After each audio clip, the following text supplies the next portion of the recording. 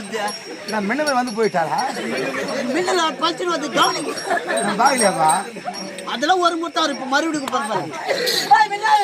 அண்ணன் மக்கள் வந்திருக்காங்க, மாயாண்டி குடும்பத்துல வந்திருக்காங்க, ஊர் மக்கள் வந்திருக்காங்க, நம்ம ராஜேஷ் வந்துக்கிறான், அரவிந்த் வந்துக்கிறான். பாடி மின்னல்